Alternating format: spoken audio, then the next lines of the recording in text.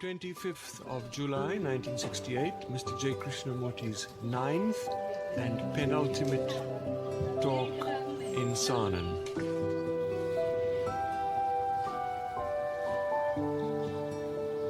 As we said, we're going to talk over together a rather complex problem.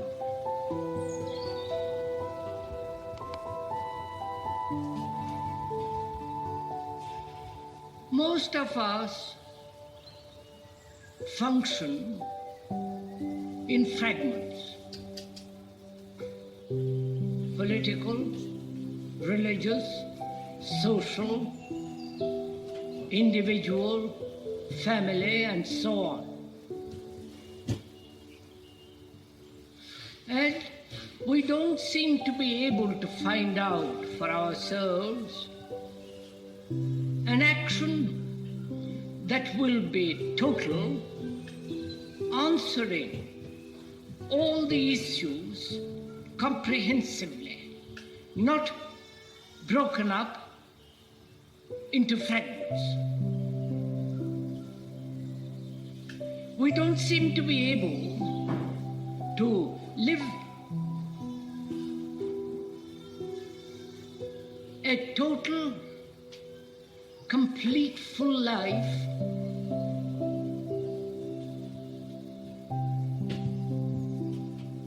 not broken up into fragments,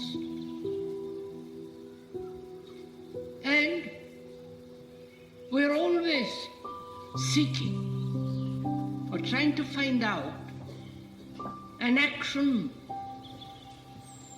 that will somehow bring a total contentment, a total satisfaction in whatever we are doing.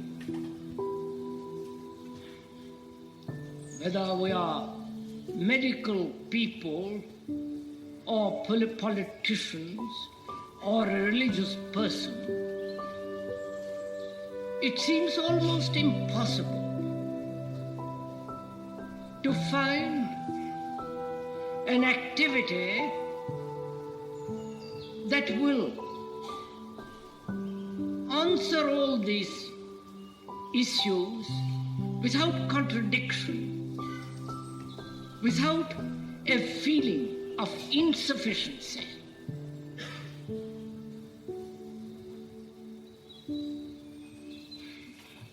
And if we can this morning go into a question that may be worthwhile and perhaps will answer this comprehensive total activity in which there is no division, in which there is no pulling one against another action.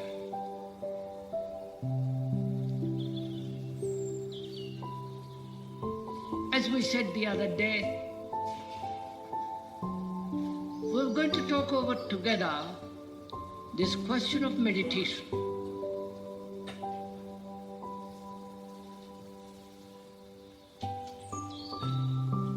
Some of you perhaps may think that it is merely an entertaining individual experience to find something that is beyond the measure of the mind.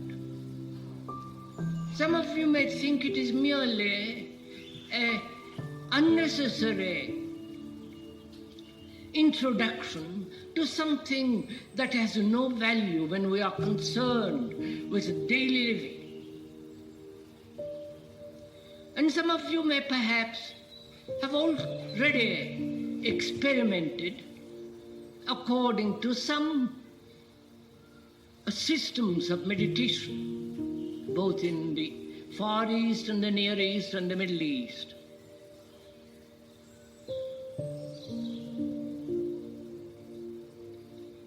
But before we go into it, I think we should lay down for clarification certain absolute necessities. First, to be free of all hypocrisy, in which there is no pretension whatsoever, in which there is no double standard of life, double activity.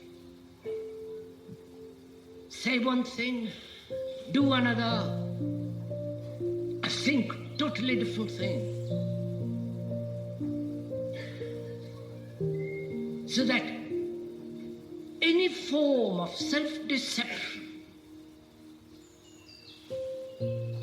is utterly ruled out.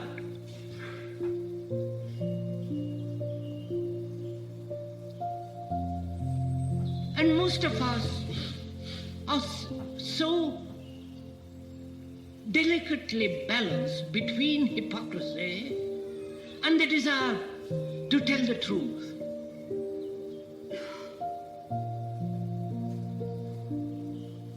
We are so pretentious,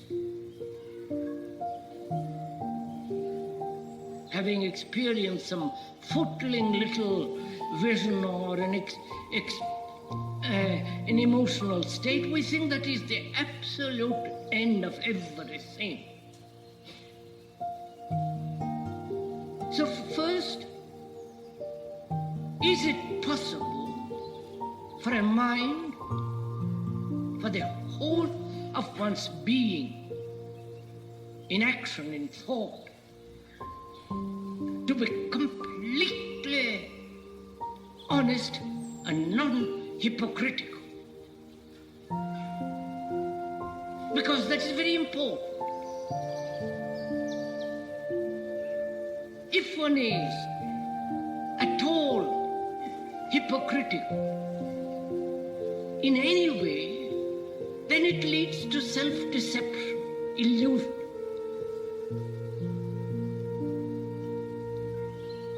And a mind that is wanting to find out what is right meditation must in no way be entangled in this double standard of life, a way which one so easily slips into, which is to say one thing and do another and think another thing altogether. That's the first thing. Second, there must be the highest form of discipline.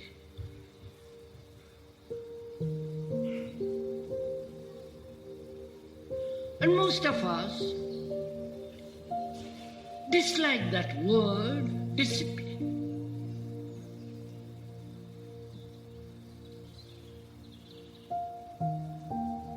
Discipline means, I believe, in the root of that word in Latin is to learn.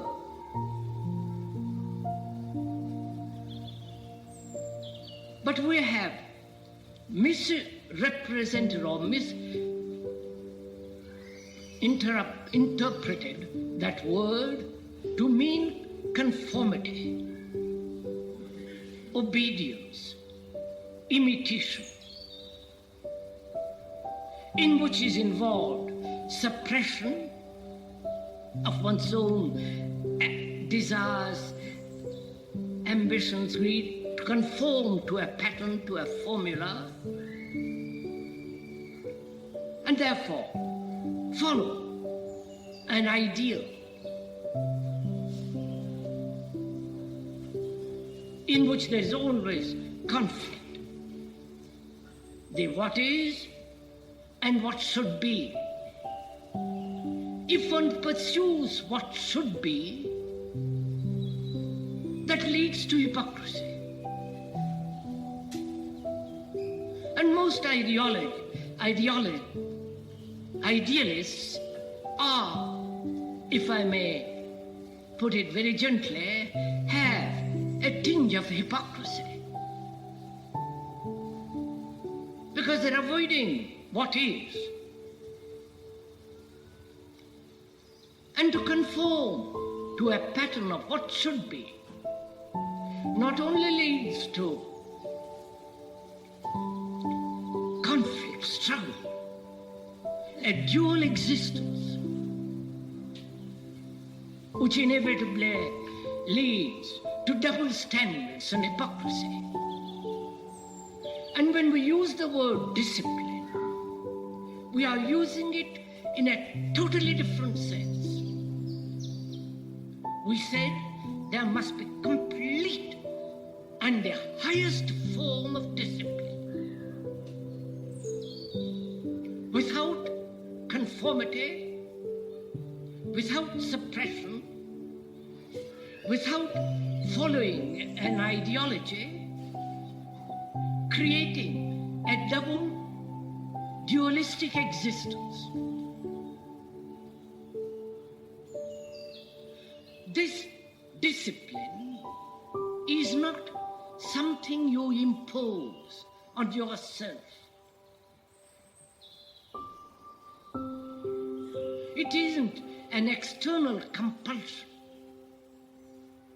or an inward demand to conform, to imitate, to follow, to obey, but rather in the very act of learning about anything is discipline itself. If I want to learn a language, the language demands that the mind be disciplined. The very learning implies discipline, in which there is no conflict at all. If you don't want to learn a language, that's the end of it. But if you want to learn a language, and the very learning of it brings about its own discipline. So discipline in the highest sense, which is the sensitivity of intelligence,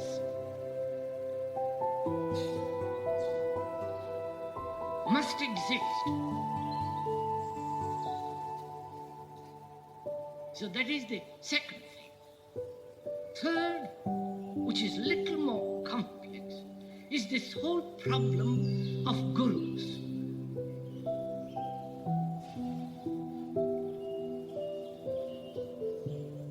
I believe that word in Sanskrit means one who points out.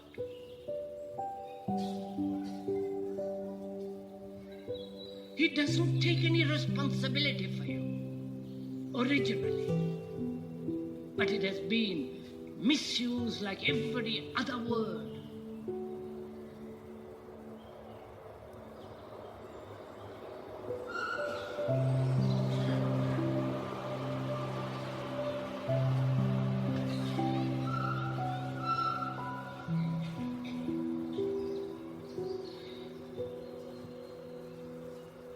The guru,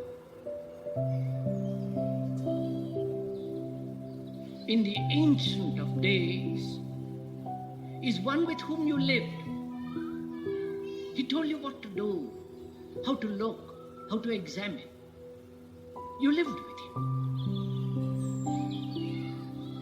And perhaps thereby learned, not imitate, not conform to the pattern which he said, but through observing, you were learning.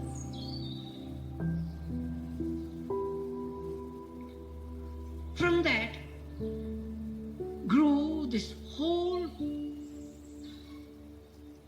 illusion of gurus. Please, one has rather deeply, because when we are going to go into this question of meditation, which in itself is very, very complex, one must understand the necessity of freedom from all authority, including that of the speaker, so that the mind, that highest form of supreme intelligence, is a light to itself, and all intelligence will not accept any authority of the savior, the master, the guru, or anybody, because it has to be, and it is, a light to itself. It may make a mistake, it may suffer, but it is in the very process of suffering, making a mistake, it is learning, and therefore it's becoming a light to itself.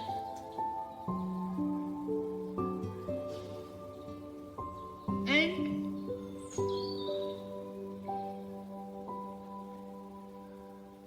there are so many gurus in the world, the hidden ones and the open ones. Each of them promise, through a certain system, method, to arrive at that realization of what truth is.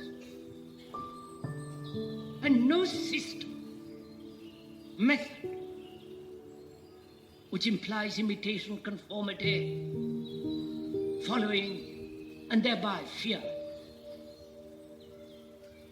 has any significance whatsoever for a mind that is inquiring into this whole question,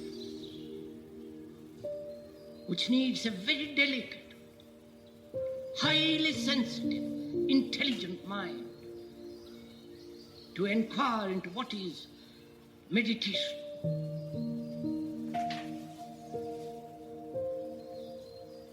The guru is supposed to know, and you don't know. He is far advanced in evolution, and therefore has acquired through many lives, through many experiences, through following other superior gurus and so on, has accumulated immense knowledge. And you who are down below, lower down, is gradually going to come to that highest form of knowledge. This whole hierarchical system, which exists not only in society outwardly, in religions, but also inwardly and among the so-called gurus, is obviously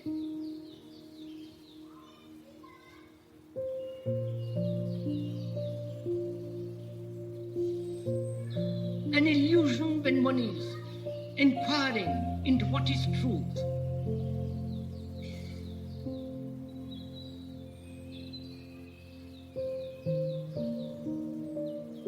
So, knowledge, technologically, there must be. We can't wipe away all the technological, scientific knowledge that man has accumulated through centuries. That knowledge must exist. And you and I cannot possibly destroy it.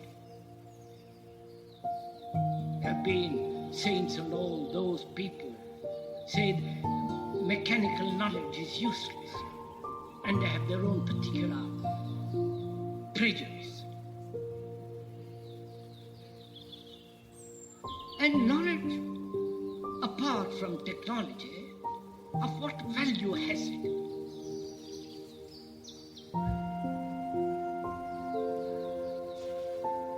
I can know about myself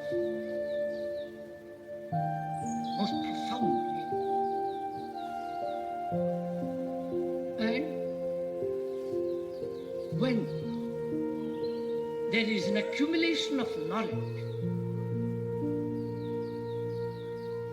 it begins to interpret, translate what is seen in terms of its own past.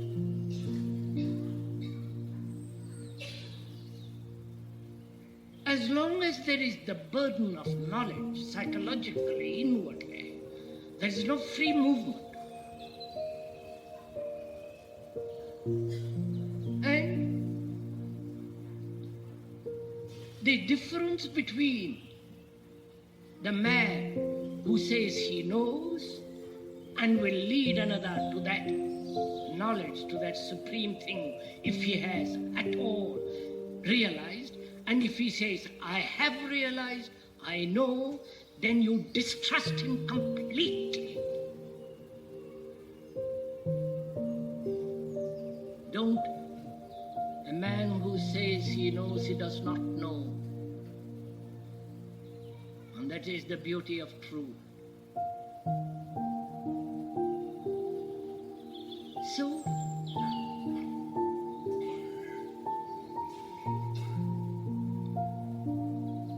there must be the foundation of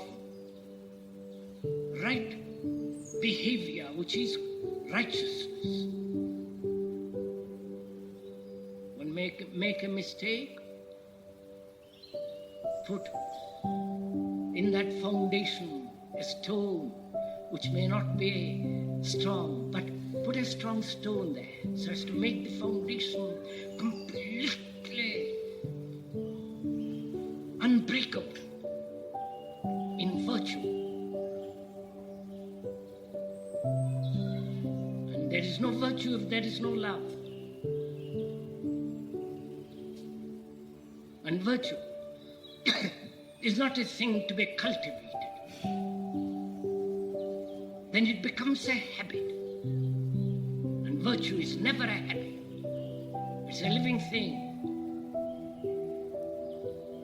And the beauty of it is, since it is not a habit,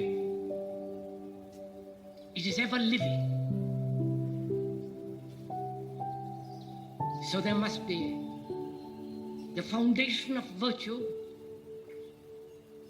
and that sense in which there is no hypocrisy whatsoever, therefore no self-deception.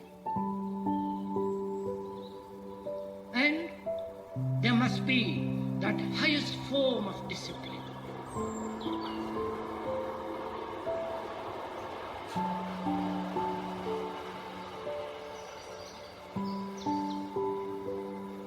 which is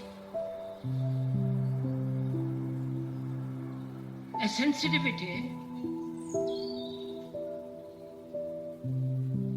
of quick action, quick understanding.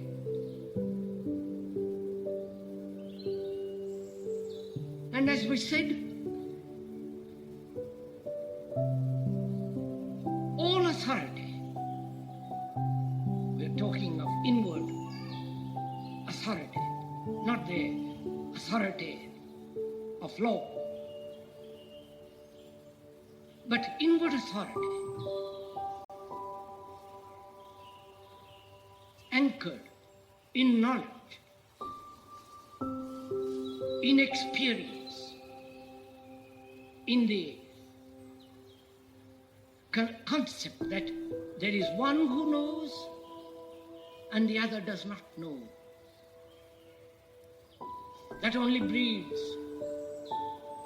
arrogance, a lack of humility, both on the part of the one who knows and on one who tries to follow him.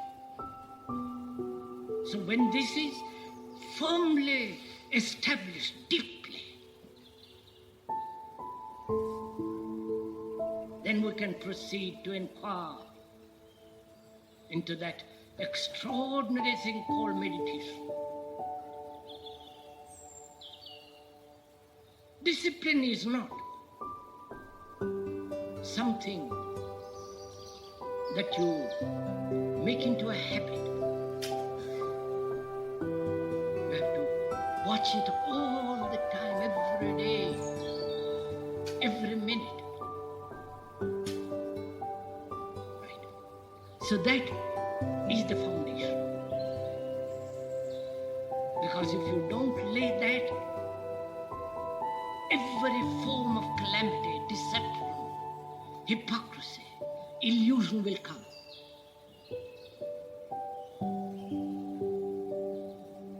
Is that all right now? Shall we proceed?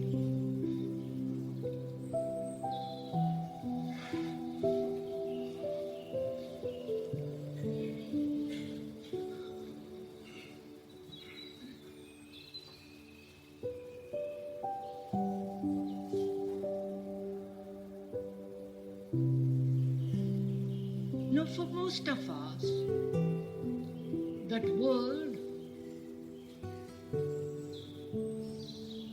has very little meaning.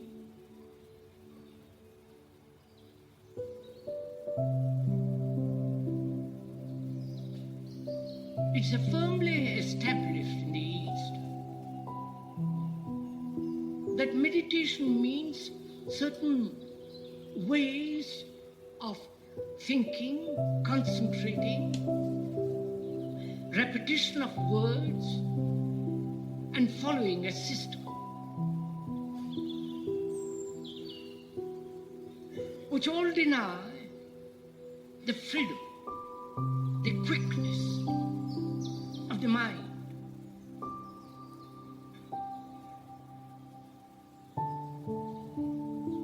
And meditation is not a deviation, as something that is entertaining.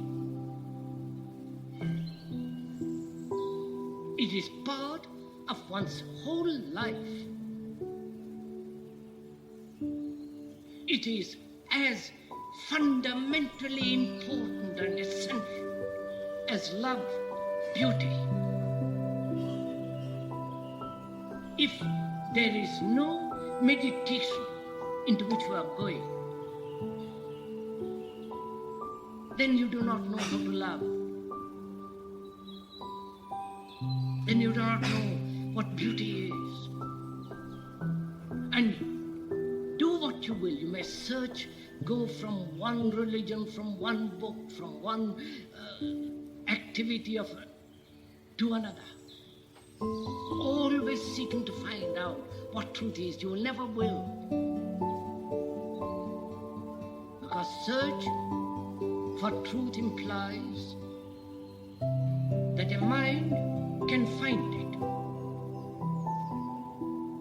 When it appears, you have the capacity to say that is truth. But do you know what truth is? Can you recognize it?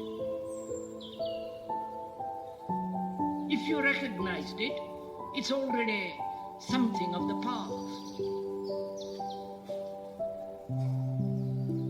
And so, it cannot be found through search.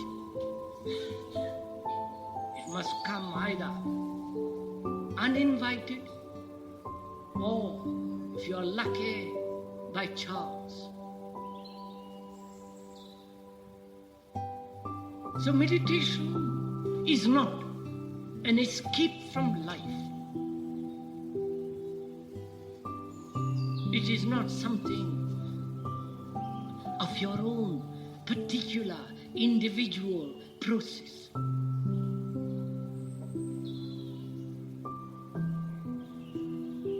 You know, there is no path to truth. There isn't your path or my path. There is no Christian way to it or the Hindu way to it. A way implies a static process to something which is also static. There is a way from here to that next village. The village is firmly there, rooted in the house, in the buildings, and there is a road to it. But truth is not like that. It's a living thing, a moving thing. And therefore there can be no path to it. Yours or mine or theirs. And also that must be very clear in one's mind, in one's understanding. Because man has invented so many paths. I said, you must do this in order to find. Like the communists who say this is the only way to govern people, which implies tyranny, dictatorship, brutality, murder.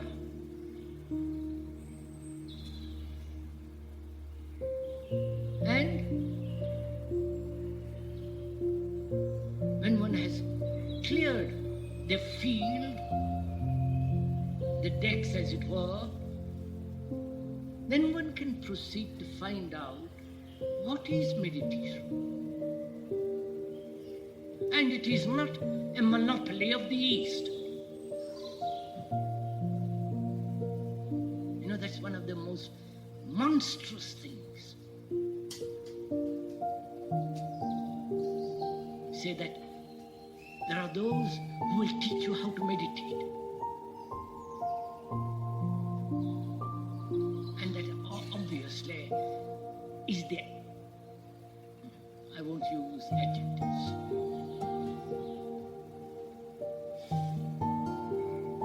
So let's proceed to find out for ourselves, not as individuals, but as human beings living in this world, with all the extraordinary complexity of modern society, as we've tried to find out what love is.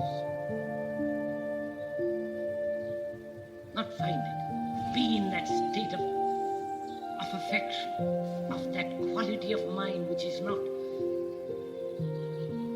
burdened with jealousy, with misery, with conflict, self-pity. Then only there is a possibility of living in a different dimension which is love. And as love is of immense importance, so is meditation.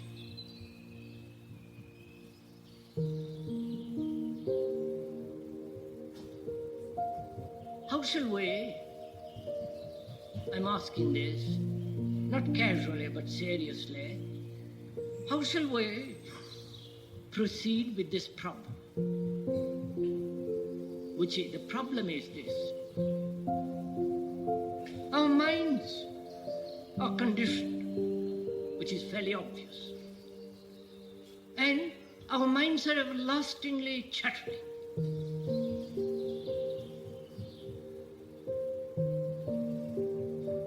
And our minds are never quiet.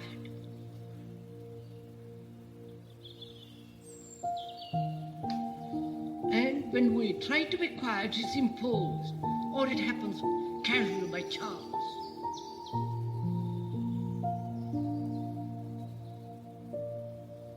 To learn to see there must be the quietness of a mind that is not broken up, that's not torn apart, that's not tortured. If I want to see something very clearly, the tree or the cloud or the face of a person next to me, to see very clearly without any distortion,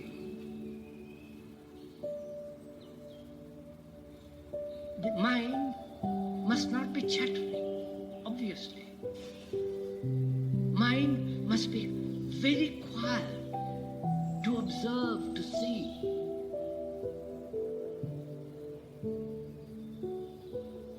And the very seeing is the doing and the learning. Right?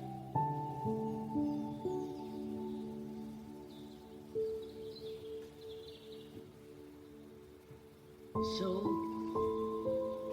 what is meditation?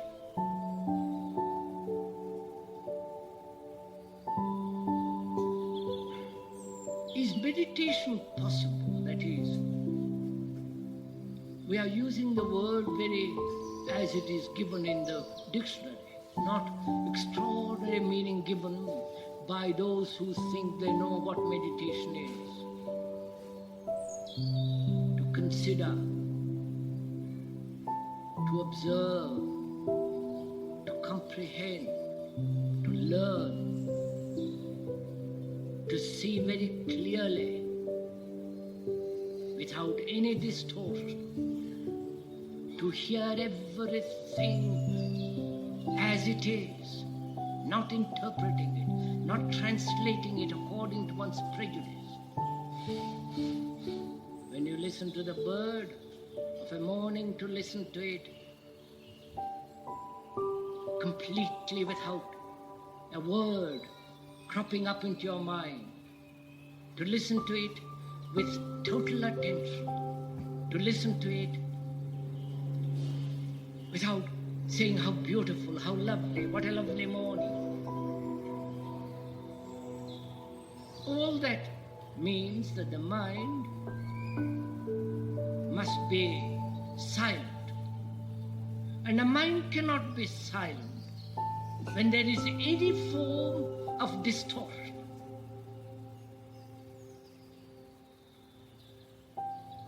That's why one must understand every form of conflict between the individual and society, between the individual and the neighbor, between himself, his wife, his children, her husband, and so on. Any form of conflict at any level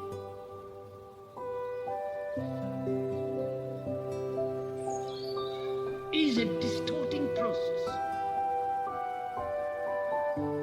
which is, there is conflict when there is contradiction within oneself. This contradiction arises when you want to express yourself in various different ways and you cannot. And then there is a conflict, there's a struggle, there's a pain which distorts the quality, the subtlety, the quickness of the mind.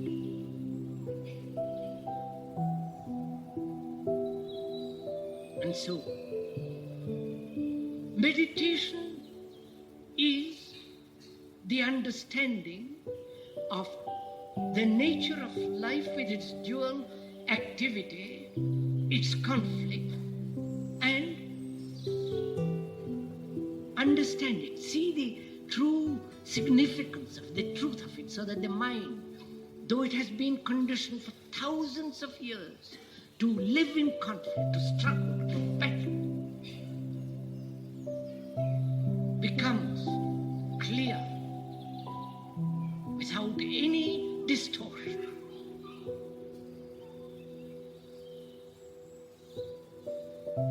And a distortion must take place when you are following an ideology, which is, there is the idea of what should be and what is, and hence there is a duality.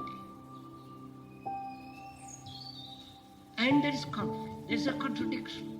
And so the beginning of a mind that is tortured, distorted, perverted.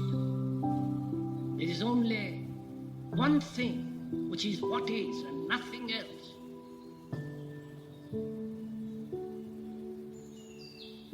And so, to be completely concerned with what is, puts away every form of duality. And hence there is no conflict. And therefore there is no a tortured mind. So meditation is a mind that sees actually what is,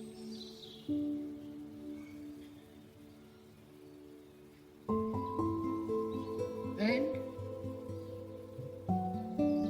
without interpreting it, without translating it, without wishing it were not, or accepting it.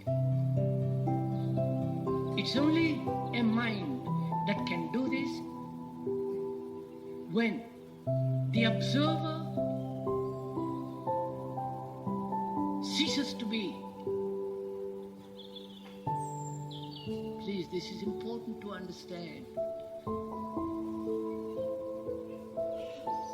You know, most of us are afraid. We went into that the other day. There is fear, and the one who wants to get rid of fear, who is the observer. The observer then tries to do something about fear.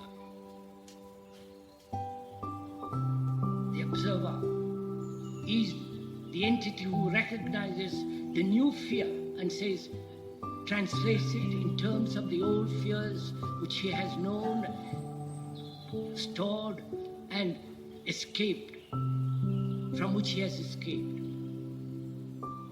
So as long as there is the observer and the thing observed, there must be duality and hence conflict. And therefore a mind becomes twisted. And that's one of the most complicated states. A thing which we must understand. As long as there is the observer, there must be conflict of duality.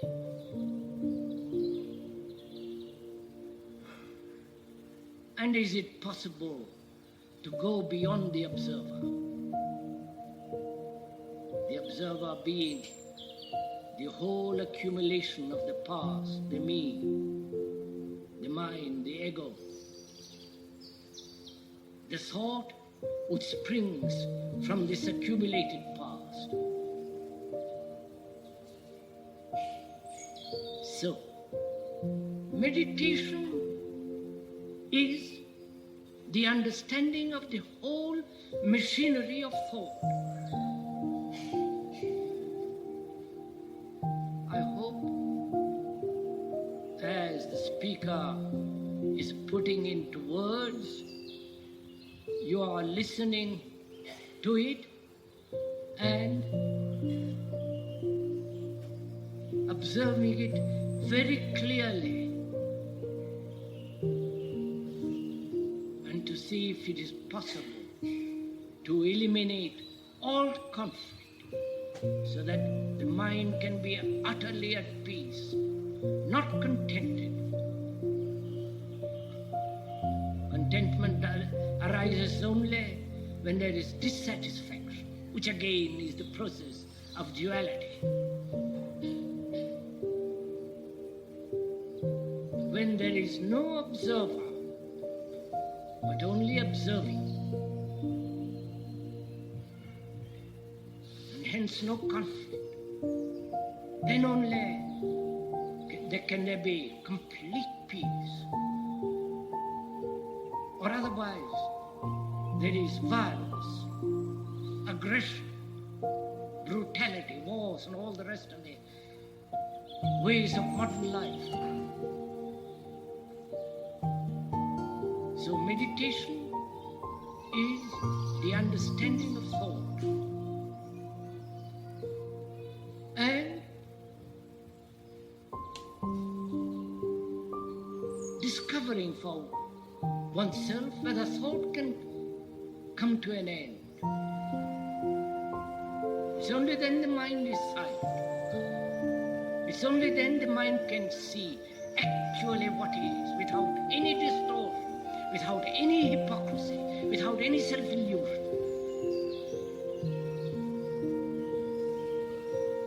And there are those systems, gurus and so on, who say, to end thought, you must learn concentration. You must learn control. A disciplined mind, in a sense, imitative, conforming, accepting, obeying, such a mind is always frightened. And such a mind can never be still. It can pretend to be still.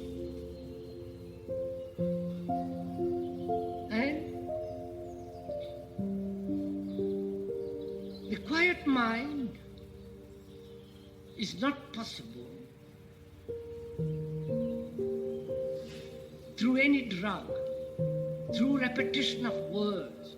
You can reduce it to dullness, but it's not quiet. So, thought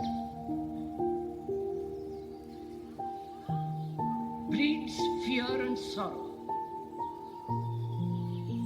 which we went into the other day. And meditation is the ending of sorrow in daily life. When you are married, when you go to business, where you must use your technological knowledge, but when that knowledge is used for psychological purposes, to become more powerful, occupy a position that gives you prestige, position, honor, fame. Such a mind not only breeds antagonism, hatred, but such a mind can never possibly understand what truth is. So meditation is the understanding of the way of life, the understanding of sorrow, the understanding of fear, and going beyond them. To go beyond them is not to intellectually grasp the significance or the rational process of sorrow or fear, but to go beyond it. And to go beyond it is to observe it, to see it as it is, and to see it very clearly. The observer must come to an end. So meditation is the way of life, not an escape from life. Meditation, obviously, is not the experiencing of visions or seeing having some strange, mystical experiences.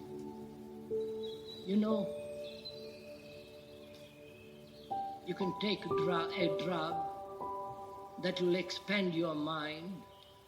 Chemically, it will produce certain reactions which will make the mind highly sensitive. And in that sensitive state you see things according to your conditioning.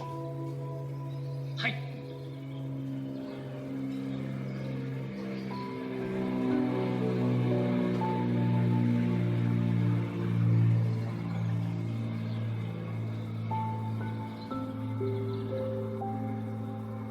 And meditation is not a repetition of words.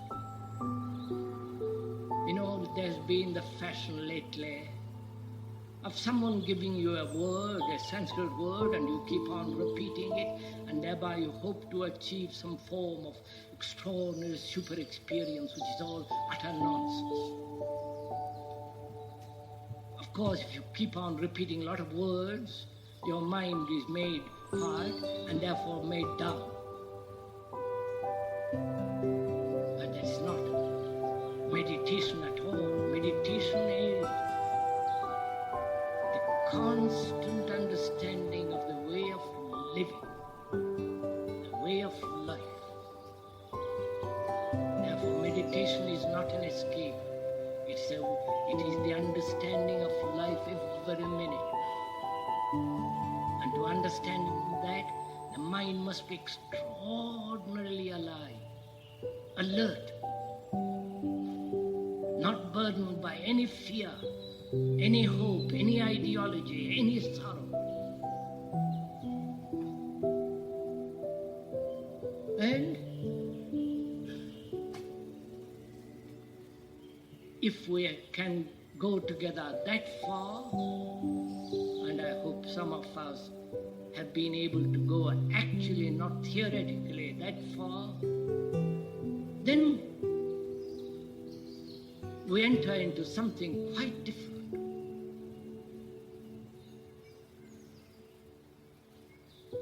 Please, without, as we said at the beginning, without laying the foundation of this understanding in daily life, the daily life of loneliness, of boredom, of excitement, of sexual pleasures, of the demand to fulfill, to express oneself, of this conflict between hate and love, life in which one demands this, to be loved, a life of deep inward loneliness. To understand all that without distorting, without becoming neurotic, to be completely, highly sensitive and balanced. Unless that is there, you cannot go very far. And when that is deeply laid, then the mind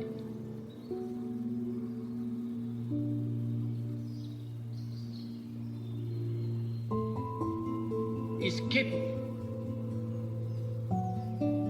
of being completely quiet, therefore completely at peace, which is it's entirely different from being contented like a cow.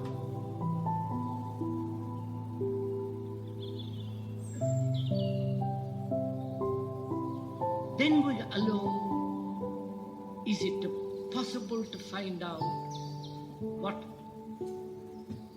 if there is something beyond the measure of the mind. If there is such thing as reality, if there is such thing as God, if there is such thing as something which man has sought for millions of years, through gods, through temples, through sacrificing oneself, by becoming hermits and all the absurdities and inventions that man has gone through.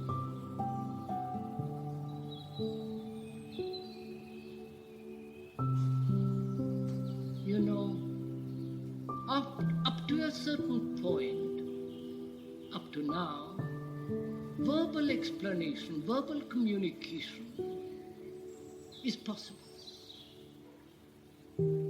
Beyond that, there is no communication verbally, which which doesn't mean some mysterious, metaphysical, parapsychological thing. Words exist only for communicating purposes. Something that may be expressed in word, or through a gesture, or through a silence, or through silence. But to go beyond all this, it is not possible to put into words. To put it, to describe it, becomes so utterly meaningless. All that one can do is to open that door. That door being, that door kept open only when there is order. Not the order of society which is disorder, but the order that comes into being when you see what is, without any distortion. That distortion brought about by the observer. When there is no distortion at all, then there is order, which in itself brings its own extraordinary subtle discipline. And to leave that door open is all that one can do. Whether that reality comes through that door, you can't invite it. And if you are very lucky, by some strange chance, it may come and give its blessing. You can't seek it. After all, that is beauty. You can't seek love. If you seek it, it becomes merely the continuation of pleasure. That pleasure is not love. There is bliss, which is not pleasure. And when you know, when the mind is in that state of meditation, there is immense bliss. And only then the ordinary things of life, the everyday living, with its contradiction, brutalities, violence, has no place. But one must work very hard every day to lay the foundation. And that's all that matters, nothing else. Then out of that may come love, beauty, and that silence, which is the very nature of a meditative mind.